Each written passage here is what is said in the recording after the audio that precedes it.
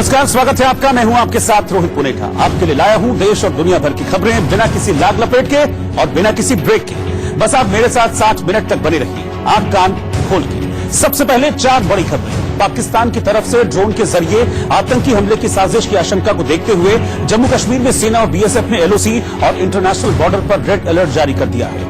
दिल्ली में झारखंड के साथ दिसंबर में विधानसभा चुनाव कराए जाने की संभावना बताते हुए आम आदमी पार्टी ने राज्यसभा सांसद संजय सिंह को दिल्ली चुनाव के लिए पार्टी का प्रभारी बनाया है। आरबीआई ने पंजाब और महाराष्ट्र कोऑपरेटिव बैंक के ग्राहकों को बड़ी राहत देते हुए बैंक खाते से रोजाना पैसा निकालने की सीमा बढ़ाकर 10,000 रुपए कर दी है। और क्रिकेटर से सांसद बने गौतम गंभीर ने धोनी के रिटायरमेंट को लेकर पूछे गए सवाल पर कहा कि खेल से संन्यास लेना खिलाड़ी का निजी फैसला होता है। और साथ ही उन्होंने चयनकर्ताओं को धोनी से उनके फ्यूचर प्लान को लेकर बात करने की सलाह दी।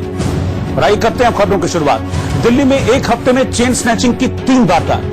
राजधानी के भीड़ भाड़ वाले इलाकों में बदमाशों ने वारदात को अंजाम दिया और फरार हो गए। पुलिस अभी तक किसी को गिरफ्तार नहीं कर पाई है। और बदमाशों का हौसला देखिए कि जब दिल्ली पुलिस झपटमारों पर लगाम कसने का दावा कर रही थी, इसी बीच पश्चिमी दिल्ली के हरिनगर इलाके में बाइक सवार 2 बदमाश एक महिला के गले से चेन छीनकर चलते बने।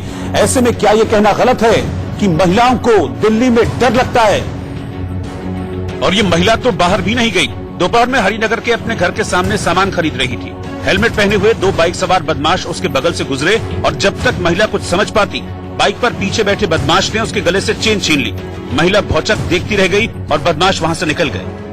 बताया जा रहा है कि थोड़ी देर पहले दोनों बदमाश सड़क से गुजरे थे।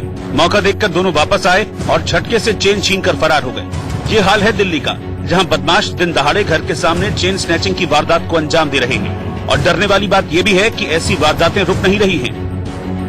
हरिनगर में बदमाश आसानी से महिला की चेन छीनकर निकल गए तो 4 दिन पहले दिल्ली के पौष इलाके चितरंजन पार्क में शाम के 6 बजे ऑटो रिक्शा में जा रही एक महिला पत्रकार से बदमाशों ने फोन छीन लिया था। उसी दिन दिल्ली के चांदनी चौक इलाके में एक बदमाश ने महिला के गले से चेन छीन ली थी। 20 सितंबर को कनॉट प्लेस इलाके में हथियारबंद बदमाशों ने स्कूटी से जा रहे पति पत्नी को रोककर चेन स्नैचिंग की। और जिस तरह से वारदातों को अंजाम दिया गया, उसमें महिलाओं की जान भी जा सकती थी। ऑटो से खींचे जाने की वजह से महिला पत्रकार को चेहरे और पैर पर गंभीर चोट आई। चांदनी चौक में महिला कार के नीचे आते आते बची। और कनॉट प्लेस इलाके में तो बदमाश पति पत्नी पर गोली चलाने के लिए पूरी तरह से तैयार थे। जानलेवा हमला था। मे भी उस टाइम में मेरा हाथ नहीं टूटता तो शायद बुलेट मार के वो हम दोनों में से किसी एक को, अभी हम दोनों में से कोई एक आपके सामने नहीं होता, लेकिन वो पूरी तरीके से तैयार थे कि वो शूट कर देंगे। 20 सितंबर की सुबह विनोद अपनी पत्नी अमृता को रेलवे स्टेशन छोड़ने के लिए निकले थे। कनॉट प्लेस के पास बाइक सवार बदमाशों ने दोनों को घेर लिया और गन पॉइंट पर चेन देने को कहा। ये बाइक सीधा सीधा हमारी स्कूटी में मारी थी। फिर क्योंकि उनके पास गन थी, उन्होंने गन दिखा के मुझे बोला कि मैं मार दूंगा। मैंने चेन तोड़ के फेंक दी। इसके बाद स्कूटी पर बैठे विनोद और अमृता वहां से भागने लगे, लेकिन आगे जाकर स्कूटी सड़क पर गिर गई। अमृता के कंधे और हाथ पर बुरी तरह चोट आई। दिल्ली के पौष इलाके में हुई इस वारदात के बाद कई दिन गुजर गए, लेकिन पुलिस को बदमाशों का कोई सुराग नहीं मिला है। ऐसे हालात में अगर दिल्ली में रहने से डर लगने लगे तो कोई हैरत की बात नहीं है। मैं तो प्लान कर चुकी हूँ कि जैसे यहाँ की पुलिस और जो हाल दिल्ली के चल रहे हैं, यहाँ रहना तो दुश्वार ही है। आई बिलीव मैं अपने सारे फ्रेंड्स को भी बोलूंगी कि अगर वो हो सके तो यहाँ से निकल जाए और गोल्ड तो ना ही पहने इस टाइम पर। एक के बाद एक ऐसी वारदात के बाद दिल्ली पुलिस पर सवाल उठे हैं। हालांकि खुद दिल्ली पुलिस के कमिश्नर ने इन सभी मामलों में आरोपियों को तुरंत पकड़ने का दावा किया। जो भी कुछ केसेस हुए हैं उस पे स्पेशल टीम्स काम कर रही है। दिल्ली पुलिस का ट्रैक रिकॉर्ड रहा है, जितने सारे हमारे केसेस हैं सब तमाम सॉल्व हैं, तो इस पे भी टीम्स काम कर रही है। ओवरऑल अगर आप देखेंगे पिछले 2 साल में स्ट्रीट क्राइम में भी कमी आई है, मोर देन 25% की कमी आई है।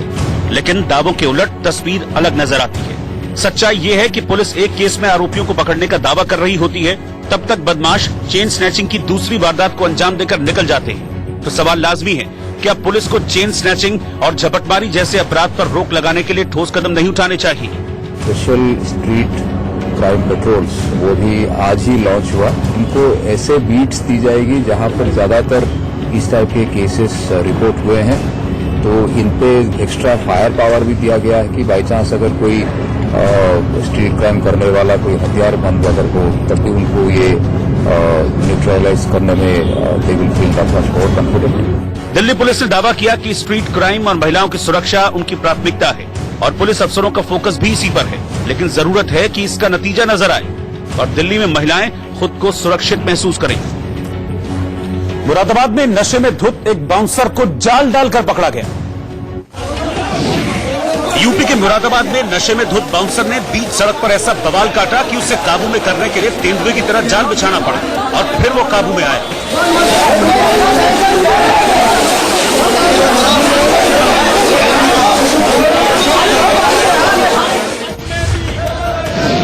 जम्मू में आसमान छू रहे प्याज के दाम के विरोध में शिवसेना डोगरा फ्रंट के कार्यकर्ताओं ने हाथों में प्याज से भरी टोकरी थामकर प्रदर्शन किया और प्रशासन से प्याज के दाम कम करने की मांग की।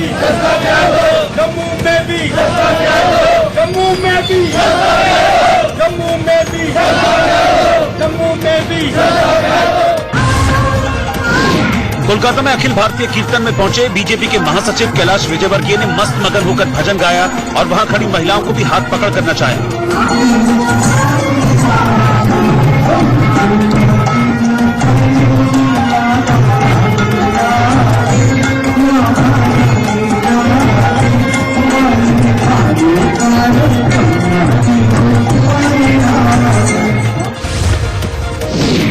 राजस्थान के अलवर में राजकीय महिला अस्पताल में एक डॉक्टर की महिला ने चप्पल से पिटाई कर दी। बाद में डॉक्टर ने भी बचाव में महिला को एक तमाचा मारा। राजस्थान के अलवर में राजकीय महिला अस्पताल में एक डॉक्टर की महिला ने चप्पल से पिटाई कर दी। बाद में डॉक्टर ने भी बचाव में महिला को एक तमाचा मारा।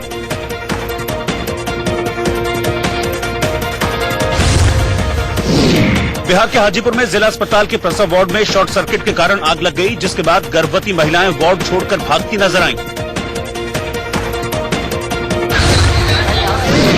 मध्य प्रदेश के खरगोन में लगातार हो रही बारिश की वजह से उमरखली नदी उफान पर है। ऐसे में नदी पार करते वक्त एक शख्स बाइक समेत बहने लगा, जिसे वहां खड़े लोगों ने दौड़कर बचा लिया।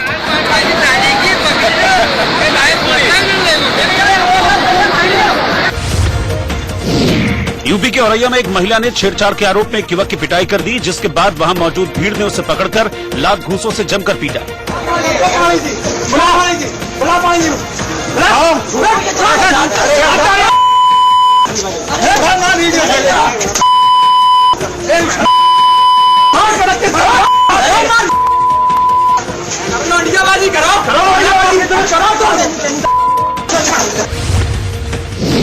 राजस्थान के जोधपुर में बीच सड़क पर कुछ व्यापारियों ने एक पुलिसकर्मी को जमकर पीटा और मारते मारते बेसुध कर दिया, जिसके बाद किसी तरह से पुलिसकर्मी अपनी जान बचाकर वहां से भाग निकला।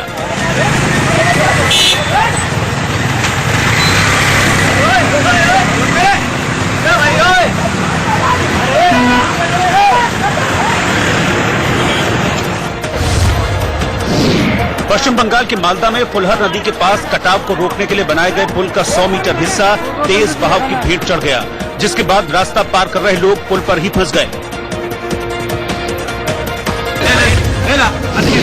कर्नाटक के मंगलुरु में एक मॉल के अंदर एक शख्स को भारत एक हिंदू राष्ट्र है और मुस्लिमों को यहाँ नहीं आना चाहिए कहना भारी पड़ गया, जिसके बाद वहाँ मौजूद कुछ लोगों ने उस युवक की जमकर पिटाई कर दी।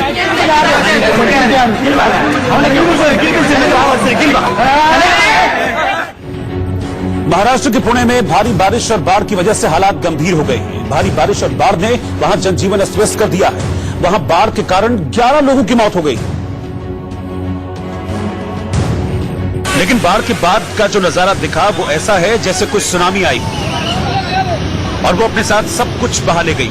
तस्वीरें देखिए और समझिए कि पानी का बहाव कितनी तेज रहा होगा जो इन कारों को अपने साथ बहा ले गया। पानी की धारा कितनी तेज रही होगी जो कारें बहते बहते पहले एक जगह से दूसरी जगह पहुंची होंगी, फिर टकराकर एक के ऊपर एक चढ़ गई होंगी। कारें ही नहीं, बाइकें, स्कूटर, ऑटो, पेड़ पौधे ऐसे बहे हैं तो सोचिए पुणे में रहने वाले लोगों ने कितनी मुसीबत में रात काटी होगी।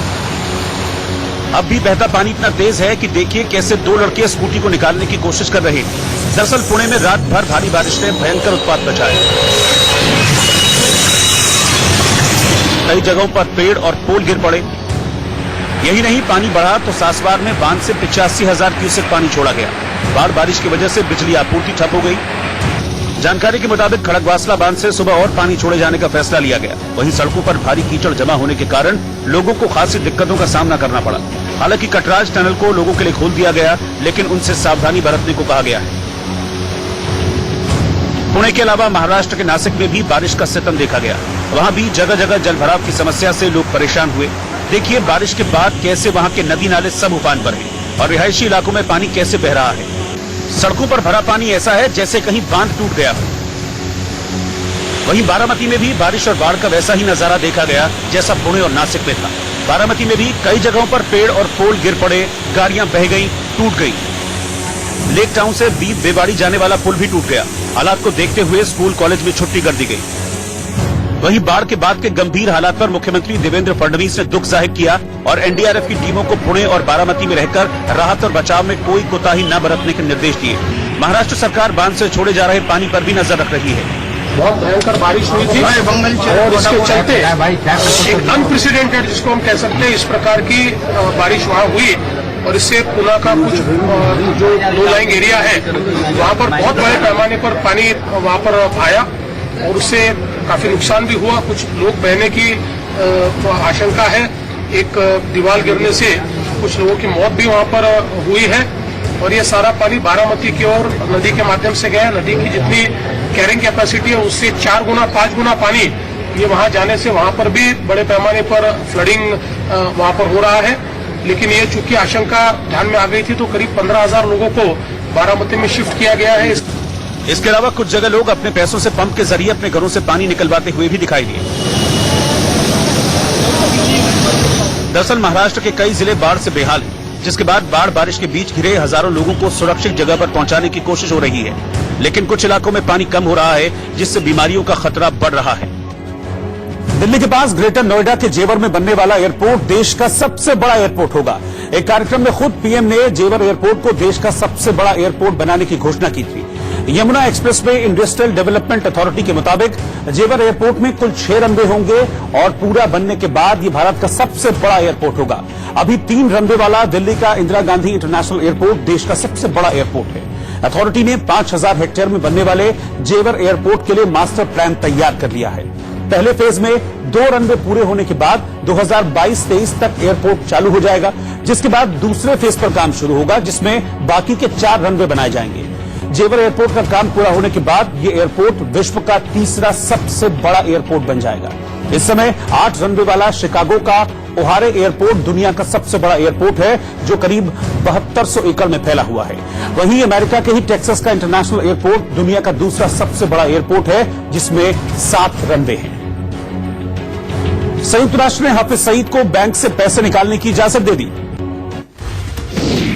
पाकिस्तान ने संयुक्त राष्ट्र से हाफिज सईद को अपने बैंक खाते के इस्तेमाल करने की इजाजत मांगी थी। इस पर संयुक्त राष्ट्र की समिति ने रोजमर्रा के खर्चों के लिए हाफिज सईद को अपने खाते का इस्तेमाल करने की अनुमति दे दी है।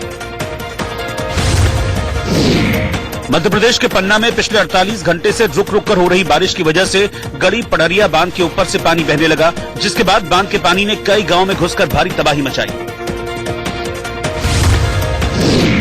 राजस्थान के जयपुर में जीप और ट्रक में भीषण टक्कर हो गई, जिसमें 8 लोगों की मौके पर ही मौत हो गई और कई लोग घायल हो गए।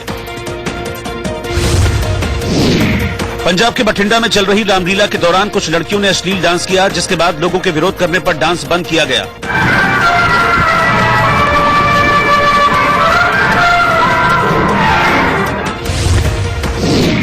मध्य प्रदेश में हो रही बारिश के चलते पन्ना टाइगर रिजर्व को खोलने की तारीख बदल दी गई है। 1 अक्टूबर को खुलने वाला रिजर्व अब 16 अक्टूबर को पर्यटकों के लिए खुलेगा। इंडोनेशिया के जकार्ता में भ्रष्टाचार के खिलाफ हजारों छात्र संसद में घुसकर तोड़फोड़ करने लगे, जिन्हें काबू में करने के लिए पुलिस ने आंसू गैस के गोले छोड़े, जिसमें 300 से ज्यादा छात्र घायल हुए हैं और पुलिस ने 90 से ज्यादा छात्रों को हिरासत में लिया है।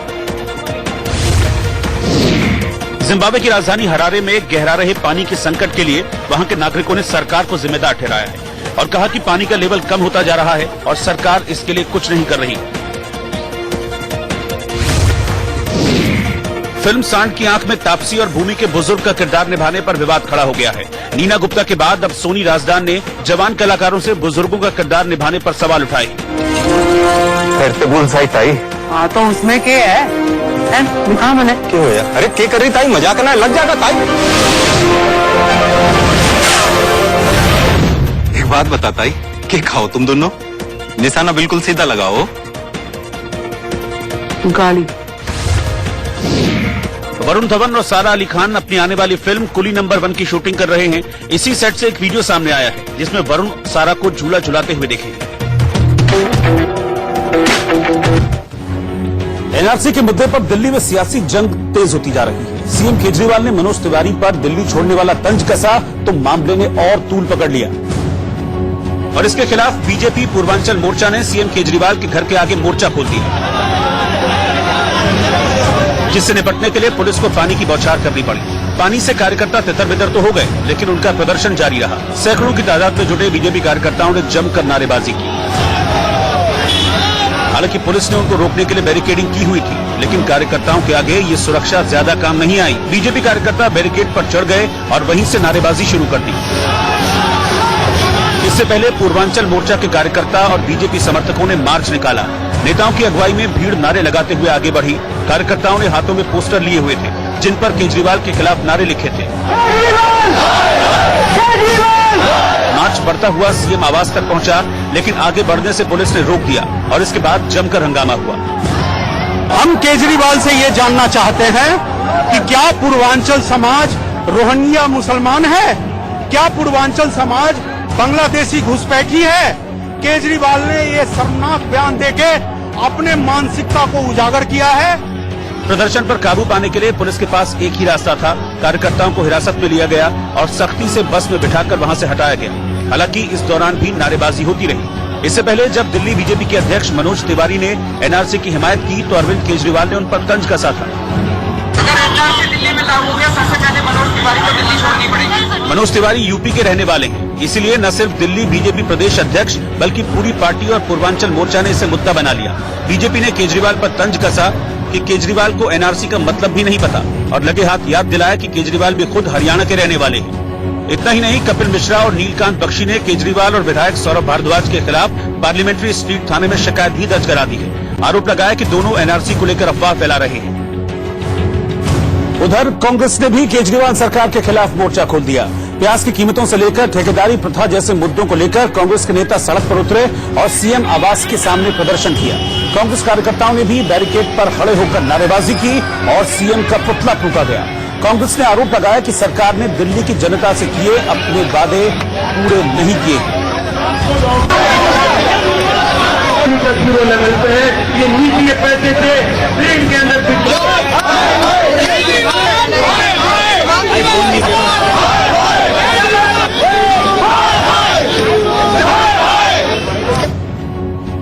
जब तेंदुआ किसी बस्ती में चला जाए तो उसे पकड़ने के लिए उसे घेरना पड़ता है और फिर जाल डालकर उसे कैद किया जाता है।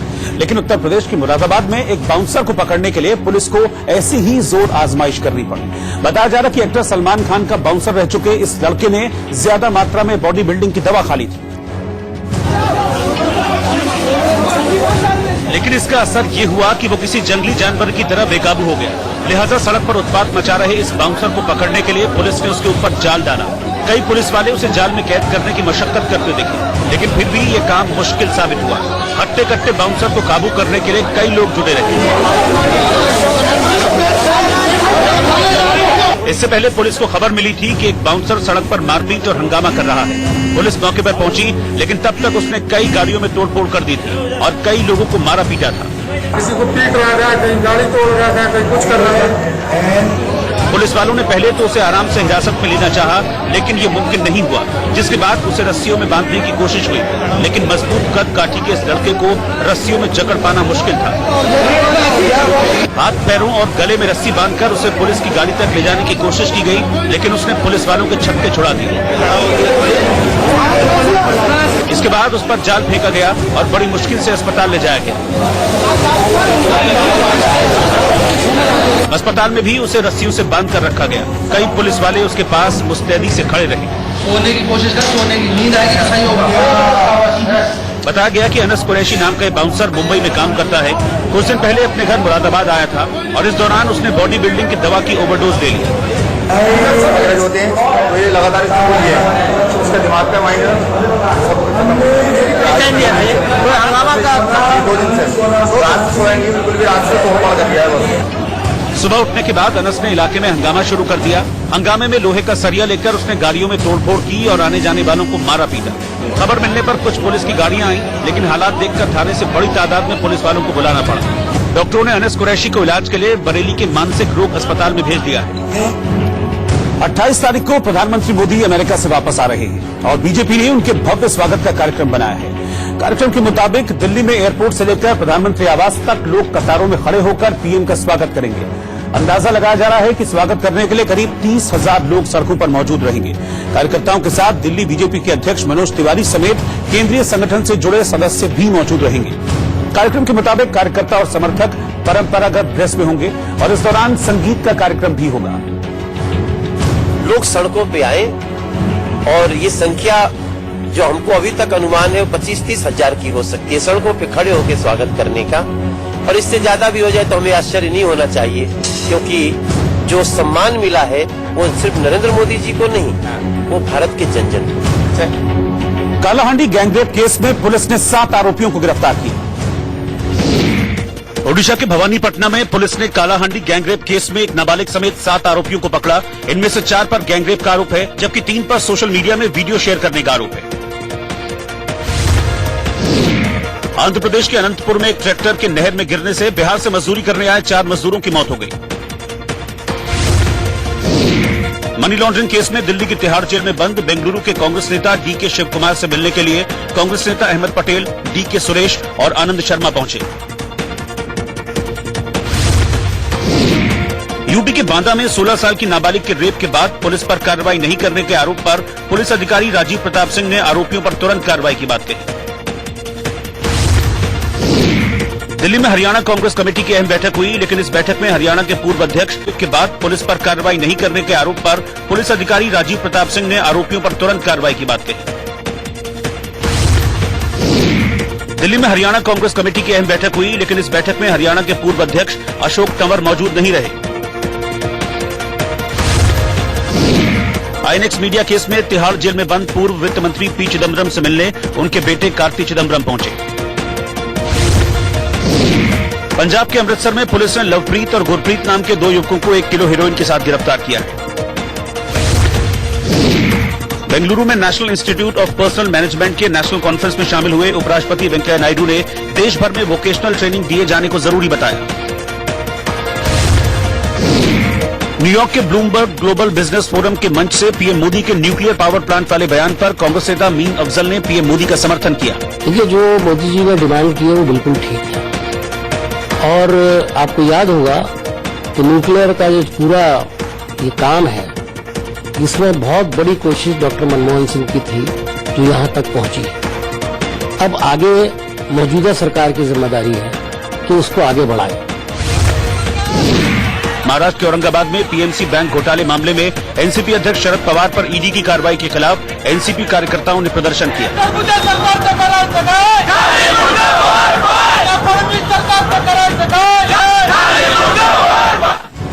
गुजरात के सूरत में एक प्राइवेट स्कूल के टीचर को कुछ लोगों ने स्कूल कैंपस के अंदर ही पीट दिया।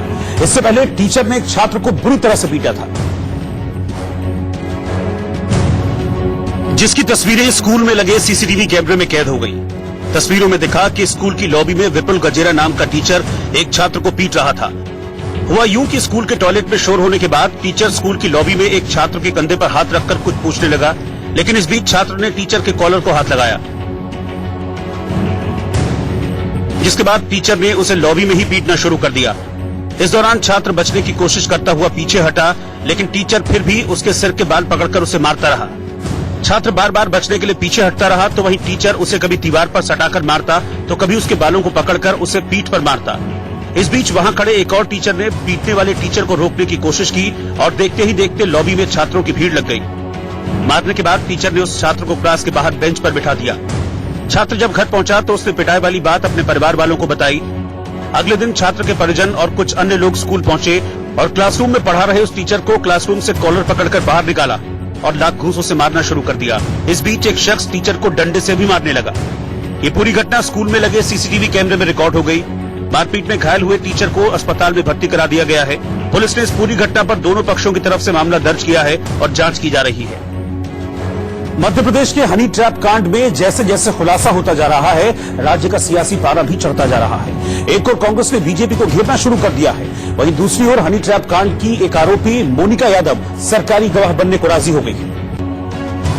जिसके बाद इस मामले में कई बड़े नाम सामने आने की चर्चा तेज है। सूत्रों के मुताबिक हनी ट्रैप गैंग को चलाने वाली श्वेता जैन ने मोनिका को मोहरा बनाकर कई लोगों से करोड़ों रुपए ठगे हैं। और अगर मोनिका सच्चाई बता देती है तो पता चलेगा कि हनी ट्रैप में लोगों को फांसने के पीछे उसका असल मकसद क्या था। हनी ट्रैप कांड के आरोप में गिरफ्तार एक लड़की मोनिका यादव के पिता ने पुलिस में मानव तस्करी का केस दर्ज कराया है। मोनिका यादव के पिता का कहना है कि कांड की सबसे मेन सदस्य आरती दयाल के कहने पर ही उस लड़की को पैसे का लालच देकर हनी ट्रैप में फंसाया गया है। इस बीच मामले की जांच कर रही एसआईटी को करीब 4000 फाइलें मिल चुकी हैं और सबूतों के मिलने का सिलसिला जारी है। एसआईटी को एक टारगेट लिस्ट भी मिली है जिसमें कई अफसरों के नाम हैं। एसआईटी ने एक ईमेल आईडी जारी करके आम लोगों से भी जानकारी मांगी है। चर्चा है कि जांच आगे बढ़ने के साथ ही कई नेताओं और अफसरों के साथ कारोबारियों के नाम भी सामने आ सकते हैं। इससे पहले मोनिका यादव ने खुद हनी ट्रैप गैंग के पीछे कुछ दूसरे लोगों का हाथ होने का संकेत दिया था। वो इसीलिए पूछे, आप नहीं बताओगे तो कैसे पकड़ेंगे? आपको तो बताना पड़ेगा ना, आपकी मदद के लिए बात कर रहे हैं। कौन है पीछे, पर्दे के पीछे कौन है आपकी? इससे पहले इंदौर के एक इंजीनियर की शिकायत पर पुलिस और एसआईटी ने आरती दयाल, श्वेता जैन, बरखा और कई आरोपियों को गिरफ्तार किया था। पूछताछ में पता चला कि ये गैंग कई लोगों को अपना शिकार बना चुका था और इन लड़कियों के निशाने पर कई नेता और अफसर थे। बरामद वीडियो क्लिपिंग्स की जांच और प्रारंभिक पूछताछ में पता चला है कि इनके टारगेट पर कुल 100 नेता, अफसर और कारोबारी शामिल थे, जिनमें से 40 को हनी ट्रैप कर ब्लैकमेल किया जा चुका है, जिनमें 2 पूर्व सीएम, 2 मंत्री, 3 पूर्व मंत्री, 1 सांसद, 15 आईएएस, 8 आईपीएस के साथ ही कुछ अन्य बड़े व्यापारी भी शामिल हैं। पुलिस इस लिस्ट को खंगालने के साथ हनी ट्रैप गैंग में शामिल दूसरी लड़कियों तक पहुंचने की कोशिश भी कर रही है। लेकिन इस बीच हनी ट्रैप कांड की वजह से सियासी गलियारों में हड़कंप मचा हुआ है। बताया जा रहा है कि गिरफ्तार की गई लड़कियों के रिश्ते नेताओं से रहे हैं। इसीलिए इस मामले में सरकार चला रही कांग्रेस और विपक्षी पार्टी बीजेपी में घमासान तेज हो गया है। और कांग्रेस ने इस मामले में न सिर्फ बीजेपी बल्कि पूर्व मुख्यमंत्री शिवराज सिंह चौहान को भी आरोपों के घेरे में लिया। पूरा जो हनी ट्रैप कांड है वो 2005 से शुरू हुआ है। उस समय इस पूरे मामले में पूर्व मुख्यमंत्री बाबूलाल गौर को शिकार बनाया गया। उनको शिकार बनने के बाद उनसे मुख्यमंत्री पद से इस्तीफा एक साजिश के तहत लिया गया। एक कद्दावर नेता ने शिवराज सिंह चौहान को मुख्यमंत्री बनाने के लिए ये पूरा खेल खेला और इसमें जो मेन भूमिका रही वो श्वेता जैन की रही। कांग्रेस ने आरोप लगाया कि पूर्व सीएम बाबूलाल गौर को हनी ट्रैप में फंसाया गया और इसके एवज में श्वेता जैन को सरकारी पद दिया गया। कांग्रेस ने इसके सबूत के तौर पर दस्तावेज और श्वेता जैन की फेसबुक प्रोफाइल भी सामने रखी, जिसमें उसे सागर जिले के जुवेनाइल जस्टिस बोर्ड का सदस्य बताया गया है। जो मुख्य भूमिका में श्वेता जैन थी, उनकी एक नियुक्ति होती है मध्य प्रदेश शासन की गवर्नमेंट बॉडी में। किशोर न्यास केंद्र में 2006 में उनको मेंबर बनाया जाता है। कांग्रेस की ओर से तस्वीरें पेश करके ये साबित करने की कोशिश की गई कि श्वेता जैन ने बीजेपी के लिए प्रचार भी किया। हनी ट्रैप कांड ने मध्य प्रदेश की सियासत में भूचाल ला दिया है। मामले में अभी जांच चल रही है, लेकिन कांग्रेस और बीजेपी ने एक दूसरे पर अभी से हमला तेज कर दिया है। इंडोनेशिया के पापुआ में संसद भवन में घुसे हजारों प्रदर्शनकारी छात्रों ने संसद में हंगामा किया और तोड़फोड़ की। छात्र हाथों में झंडा और तख्तियां लिए पहले संसद परिसर के अंदर बैठे और सरकार के विरोध में नारे लगाए, जिन्हें वहां से हटाने के लिए पुलिस बल का प्रयोग किया गया। लेकिन ये प्रदर्शनकारी नहीं माने और संसद के अंदर घुसकर दरवाजों को तोड़ने की कोशिश करने लगे। साथ ही सदन के अंदर मौजूद सोफे, कुर्सियां और मेज के साथ साथ वहां पड़े सामान को नुकसान भी पहुंचाया और जमकर तोड़फोड़ की। दरअसल छात्र संसद में पारित हर नए कानून के विरोध में प्रदर्शन कर रहे थे। अयोध्या में राम जन्मभूमि मामले में 32वें दिन सुप्रीम कोर्ट में सुनवाई। इस दौरान एएसआई रिपोर्ट पर सवाल उठाने पर मुस्लिम पक्ष को माफी मांगनी पड़ी। इससे पहले chief justice of India justice Ranjan Gogoi ने एक बार फिर कहा कि 18 अक्टूबर तक सुनवाई खत्म होना जरूरी है। अगर 4 हफ्ते में हमने फैसला दे दिया तो ये चमत्कार की तरह होगा। सीजेआई ने कहा कि आज का दिन मिलाकर 18 अक्टूबर तक हमारे पास 10 दिन हैं। इसके बाद मुस्लिम पक्षकारों की तरफ से बहस की शुरुआत हुई। एएसआई रिपोर्ट पर मुस्लिम पक्षकारों ने फिर आपत्तियां जताई और कहा कि रिपोर्ट कह रही है कि विवादित ढांचे के नीचे विशाल स्ट्रक्चर पाया गया है, जिसमें 55 खंभों की बात कही गई है। मुस्लिम पक्ष ने कहा कि ये एएसआई रिपोर्ट का गलत निष्कर्ष है, क्योंकि जो खंभे पाए गए हैं वो अलग अलग लेवल पर हैं। इसीलिए उसके आधार पर विशाल संरचना की बात नहीं कही जा सकती। जस्टिस बोबड़े ने कहा कि ये लिखा है कि 50 खंभे में थे और 4 खुदाई में निकाले गए। आप ये बताएंगे कि किस आधार पर आप कह रहे हैं कि अलग अलग लेवल पर खंभे पाए गए? जिस पर मुस्लिम पक्ष की वकील मीनाक्षी अरोड़ा ने कहा कि गुप्त समयकाल 4 से 6 एडी तक रहा और इसका गुप्ता समयकाल से कोई लेना देना नहीं है। मीनाक्षी अरोड़ा ने कहा कि एएसआई ने अपनी रिपोर्ट में कहा है कि वहां पर हर जगह अवशेष थे और बाबरी मस्जिद को एएसआई रिपोर्ट में हर जगह विवादित ढांचा कहा गया, लेकिन रिपोर्ट में उन्होंने राम चबूतरे के स्थान को राम चबूतरा ही बताया है। मीनाक्षी अरोड़ा ने कहा कि जिस बड़े स्ट्रक्चर की बात हो रही है वो 12 एडी में बनाया गया था, उसका गुप्ता समयकाल से कोई मतलब नहीं है। अरोड़ा ने कहा कि वहां पर ईदगाह भी हो सकती है। सब जानते हैं कि ईदगाह का मुख पश्चिम की तरफ होता है, तो ये क्यों कहा जा रहा है कि वो मंदिर ही थी। जस्टिस भूषण ने कहा कि आपने कहा कि बाबरी मस्जिद सपाट और खाली मैदान पर बनाई गई, अब आप कह रही हैं कि वहां पर एक इस्लामिक स्ट्रक्चर भी था। मीनाक्षी अरोड़ा ने यह कहा कि यह मुद्दा उस समय आया ही नहीं था। ये मुद्दा 1989 में तब आया जब रामलला की तरफ से मुकदमा दायर किया गया, उसके बाद ये मुद्दा उठा और जमीन के अंदर कुछ है। अयोध्या मामले में एएसआई की रिपोर्ट पर सवाल उठाते हुए मीनाक्षी अरोड़ा ने कहा कि वहां पर हाथी और किसी जानवर की मूर्ति मिलने से ये नहीं कहा जा सकता कि वहां पर मंदिर ही होगा। इस पर जस्टिस बोबड़े ने पूछा कि क्या मस्जिदों में भी कमल के निशान होते हैं। इस सवाल का मीनाक्षी अरोड़ा ने सीधा जवाब नहीं दिया, लेकिन कहा कि हो सकता है। इसके बाद जस्टिस बोबड़े ने अपने साथ बेंच में बैठे जज जस्टिस नजीर से इसका जवाब जानना चाहा कि क्या मस्जिदों में भी कमल के निशान होते हैं। जस्टिस नजीर ने कहा कि मेरी जानकारी में ऐसा नहीं है, जिस पर मीनाक्षी अरोड़ा ने कहा कि कमल के चित्र को हिंदू, मुस्लिम, बुद्ध सभी इस्तेमाल करते रहे हैं। इसका इस्तेमाल मुस्लिम और इस्लामिक आर्किटेक्चर में होता है। पहलवान योगेश्वर दत्त और हॉकी खिलाड़ी संदीप सिंह बीजेपी में शामिल हो गए। दिल्ली में पहलवान योगेश्वर दत्त और भारतीय हॉकी टीम के पूर्व कप्तान संदीप सिंह बीजेपी में शामिल हो गए। हरियाणा बीजेपी के अध्यक्ष सुभाष बराला और तरुण चुग ने दोनों को बीजेपी की सदस्यता दिलाई। प्रधानमंत्री नरेंद्र मोदी 2 अक्टूबर को अहमदाबाद के दौरे पर रहेंगे, जहां वो महात्मा गांधी की 150वीं जयंती पर देश को खुले में शौच से मुक्त घोषित करेंगे।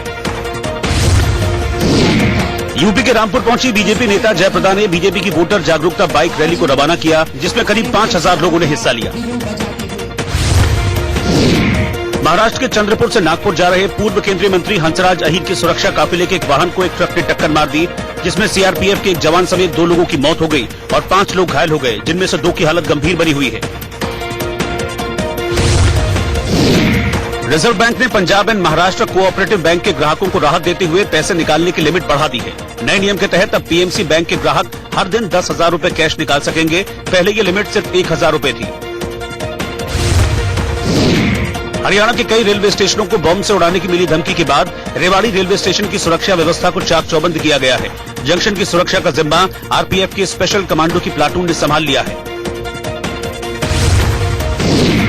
कोलकाता से सीबीआई ने नारद स्टिंग टेप मामले में पहली गिरफ्तारी करते हुए वरिष्ठ आईपीएस अधिकारी एसएमएच मिर्जा को गिरफ्तार कर लिया, जो 5 दिन सीबीआई की कस्टडी में रहेंगे। सीआईएसएफ ने नई दिल्ली के आईजीआई हवाई अड्डे पर मोर के पंख भरे एक बैग के साथ एक शख्स को गिरफ्तार किया है। बैग का वजन लगभग 49 किलोग्राम था। महाराष्ट्र के ठाणे में रहने वाले उदय महादेव तलवारकर नाम के कलाकार किसी भी पोर्ट्रेट को टाइपराइटर से बनाते हैं। वो अलग अलग अल्फाबेट्स, नंबर और साइन को टाइप कर हूबहू वैसी ही तस्वीर निकाल देते हैं। ऐसा करने वाले वो दुनिया के 6ठे कलाकार हैं। दिल्ली के जामिया नगर इलाके में एक युवक को घर से निकलते ही कुछ लोगों ने घेर लिया और बेरहमी से पिटाई कर दी, जिसमें वो गंभीर रूप से घायल हो गया। आरोपी उसी के पड़ोसी बताए गए। ओमान में आए चक्रवाती तूफान हिका की वजह से कई इलाकों में भारी बारिश हुई और जमकर तबाही मची। हालांकि मौसम विभाग ने अब इसके थोड़ा कमजोर होने की संभावना जताई है।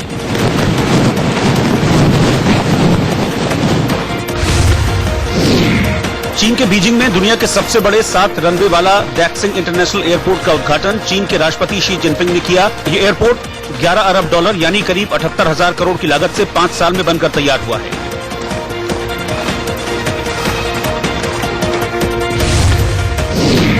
सिद्धार्थ मल्होत्रा, रितेश देशमुख और तारा सुतारिया स्टारर फिल्म मरजावा का ट्रेलर रिलीज हो गया है। जबरदस्त एक्शन और दमदार डायलॉग से भरपूर फिल्म 8 नवंबर को रिलीज होगी।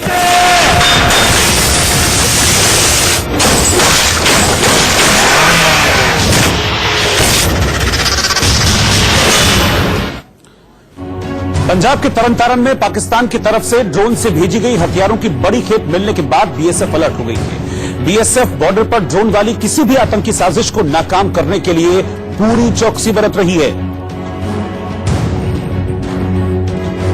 और ड्रोन से हथियार उतारे जाने के खुलासे के बाद पाकिस्तान से लगी पंजाब की भारतीय सीमा पर हवाई निगरानी के साथ बीएसएफ की गश्ती बढ़ा दी गई है। यानी बीएसएफ जवान और मुस्तैदी से सीमा की सुरक्षा में जुट गए हैं। इस बीच बॉर्डर के इलाकों में डीजी बीएसएफ भी पहुंचे और सीमा से लगे गांव का दौरा किया। इस दौरान उन्होंने वहां रह रहे गांव वालों से बात की और किसी भी संदिग्ध गतिविधि की जानकारी तुरंत बीएसएफ को देने को कहा। इससे पहले पंजाब पुलिस ने एक ड्रोन भारत पाक सीमा पर मौजूद तरन तारण के झब्बाल इलाके में एक खाली गोदाम से बरामद किया।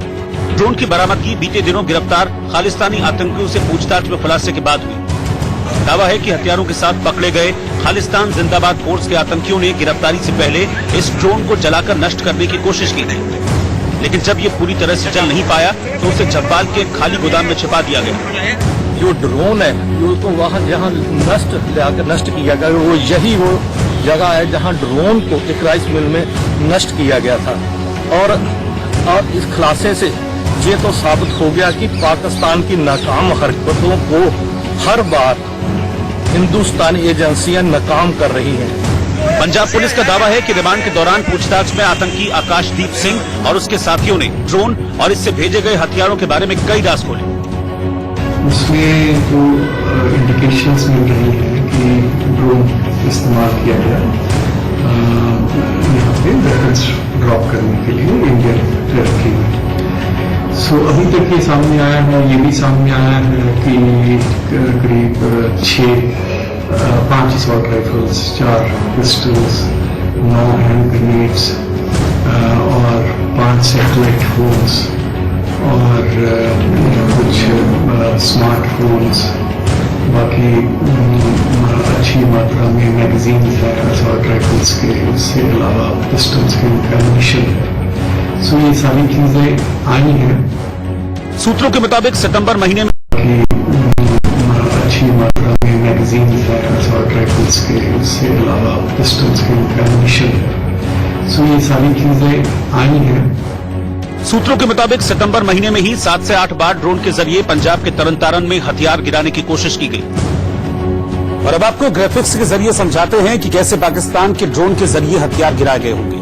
दरअसल सेना की मुस्तैदी के कारण सीमा पार से आतंकियों की घुसपैठ करा पाने में नाकाम पाकिस्तान अब ड्रोन के जरिए आतंक का सामान भेज रहा है। सितंबर में ही पाकिस्तान की ओर से कई बार ड्रोन के जरिए पंजाब के तरन तारण में हथियार गिराने की कोशिशें की गई, लेकिन कहा जा रहा है कि तरन तारण में हथियारों की पहली खेप गिराने के बाद ड्रोन पाकिस्तान नहीं लौट पाया था।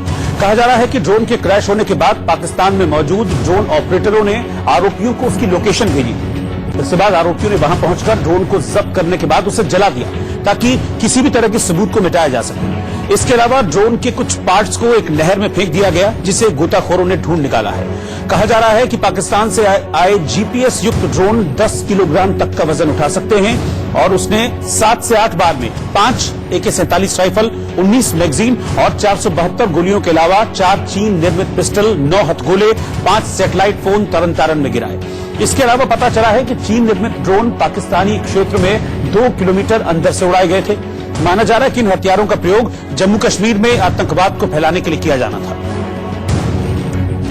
दरअसल पिछले दिनों पंजाब में KZF यानी खालिस्तान जिंदाबाद फोर्स के आतंकियों को पुलिस ने पकड़ा था। पुलिस के मुताबिक जमीरी में रहने वाला गुरमीत सिंह बग्गा का भाई गुरदेव सिंह कथित रूप से आतंकी मॉड्यूल का हैंडलर था। गुरदेव सिंह को जलंधर से गिरफ्तार कर लिया गया है। इससे पहले पुलिस ने KZF के आतंकी मॉड्यूल का भंडाफोड़ किया था, जिन्हें पाकिस्तान और जर्मनी में बैठे आकाओं से शह मिल रही थी। पुलिस ने KZF के 4 आतंकी बलवंत सिंह, आकाशदीप, हरभजन सिंह और बलबीर सिंह को तरन तारण के एक गांव से गिरफ्तार किया था।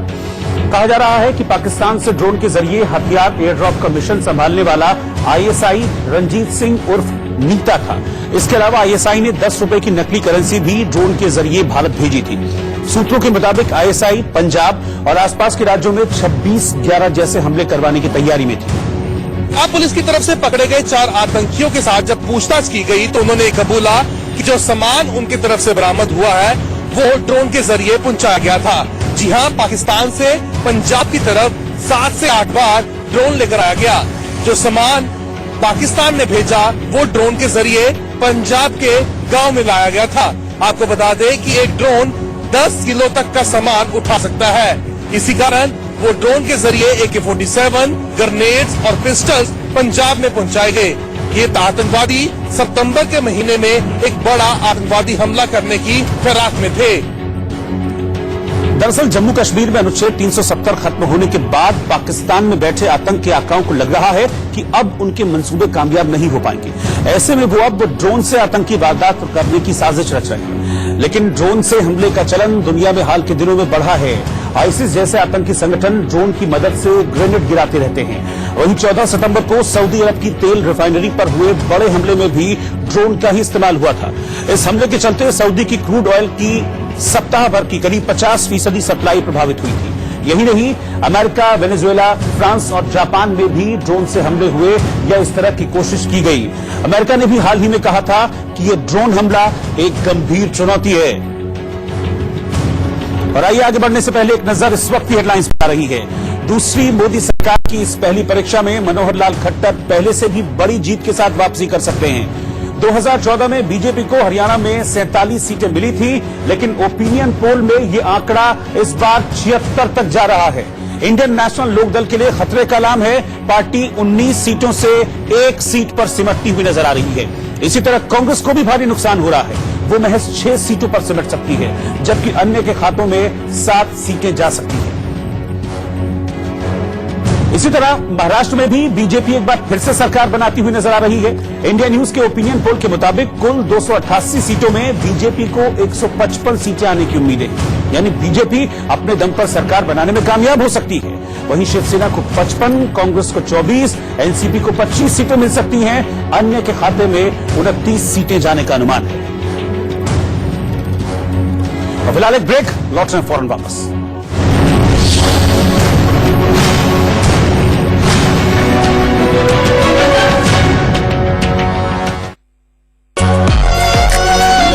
आपका इंडिया न्यूज के ओपिनियन पोल के मुताबिक हरियाणा और महाराष्ट्र दोनों राज्यों में बीजेपी की सरकार में वापसी होने जा रही है।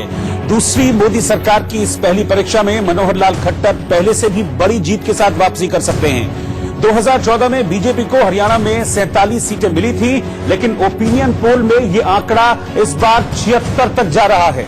इंडियन नेशनल लोकदल के लिए खतरे का आलाम है। पार्टी 19 सीटों से 1 सीट पर सिमटती हुई नजर आ रही है। इसी तरह कांग्रेस को भी भारी नुकसान हो रहा है।